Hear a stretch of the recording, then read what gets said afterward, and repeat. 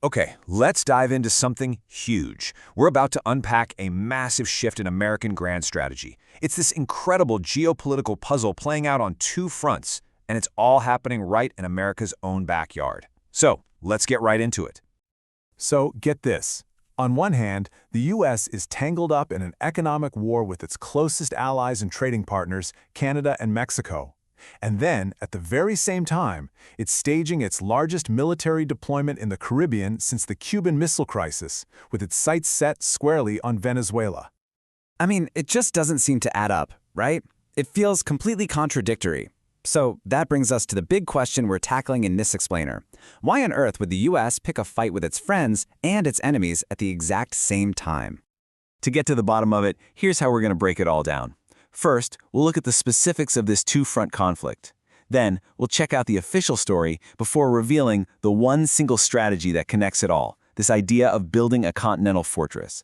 After that, we'll explore who the real target is, China. Look at the very high costs of this strategy. And finally, ask if this whole thing signals a brand new era of American power.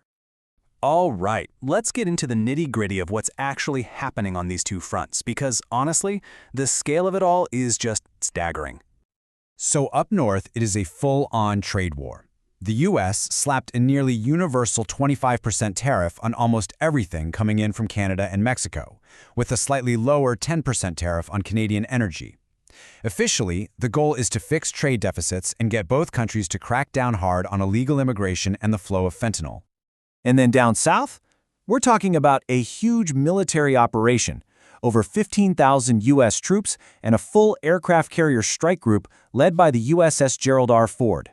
This is the largest U.S. force we've seen in the region since the height of the Cold War. Think about that for a second.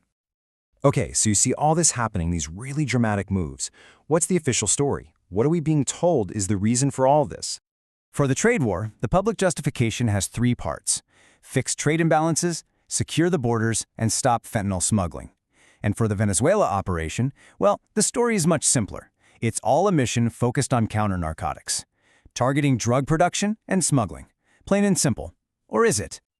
On the surface, yeah, these look like two totally separate issues, right? You've got trade over here and drugs over there. But that's just the official story. To understand what's really going on, you have to see how they're connected. We've got to connect the dots. And this is where it gets really, really interesting. Because these two fronts, they're not separate policies at all. No, they are two pillars of a single, unified, grand strategy. And that strategy has a name: the Continental Fortress. The idea is to basically refortify the entire American continent. It's about combining military power, economic pressure, and border control into one seamless system, all designed to guarantee U.S. dominance in its own hemisphere. So how does it work? Well, it plays out on three levels. First, you've got economic leverage, using those tariffs to reshape supply chains. Second, military supremacy. You park a carrier group in the Caribbean to basically tell any other foreign power to stay out. And third, you pressure your neighbors to tightly control the flow of people and goods across their borders. It's all about total control of the home front. But that begs the question, why now?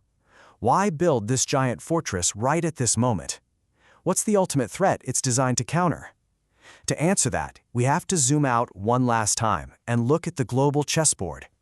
And this is the final reveal, the real end game.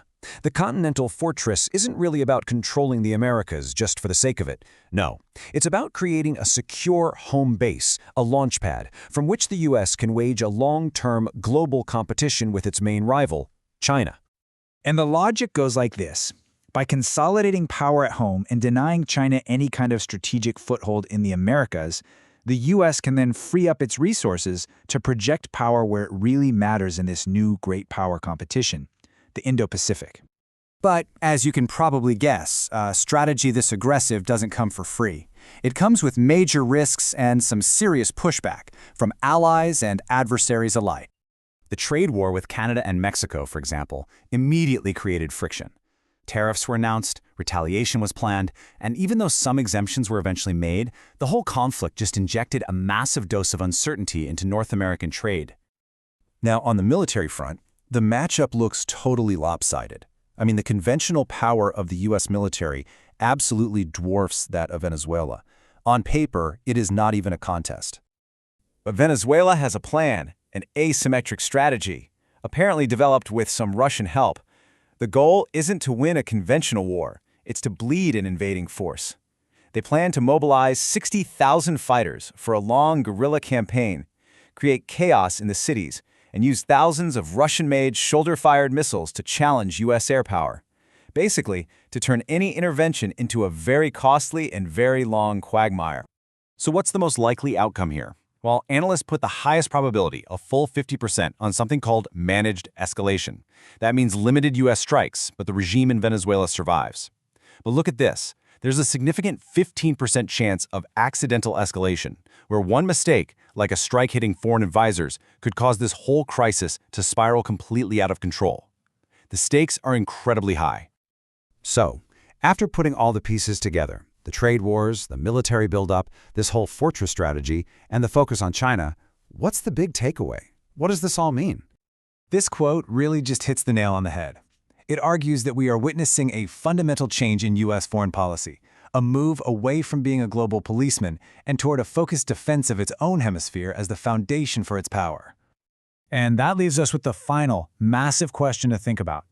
Is this continental fortress a smart, disciplined strategy for a new, multipolar world, or is it a really high-stakes gamble for global dominance?